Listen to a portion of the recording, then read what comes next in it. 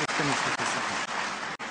The second question that our friend from Iran asked, and I read it out to you, he said, we know religion and politics are married. This is an international problem. In the Middle East, the system is dogmatic and hypocritical in the name of God.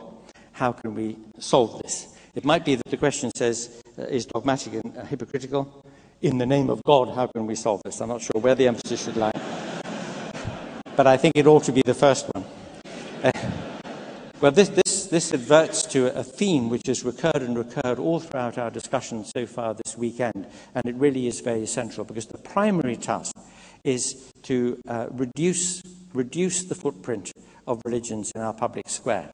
I've said elsewhere, and I really hold to this view, that in a liberal society, even though, in an open, liberal, pluralistic society, even though the great paradox of such societies is that we find ourselves tolerating the intolerant, and they rise up in our midst and then they threaten our tolerance and our openness. One of the most tragic modern examples is the Netherlands.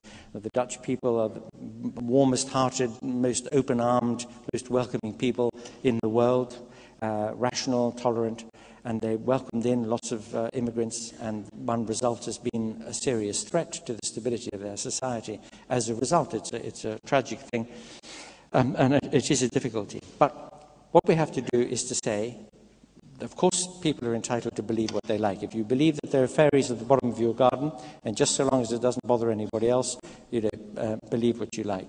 And moreover, all groups and all individuals, of course, are entitled to be part of the conversation and to have their say. We tend to listen to them more when they have some competence. It's not clear that that's always the case, even with the churches in our society, but when it's something on which they have an interest or a claim, let's hear them.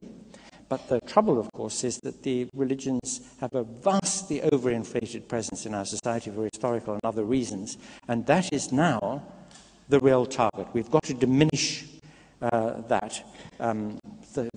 size of the religious presence. We've got to turn their volume down a little bit, and we've got to persuade them to recognize at last that they are self-selected interest groups on a par with all others in society, and they're not entitled any more than any of the others are to our tax money or to an amplifier or to a special place in society.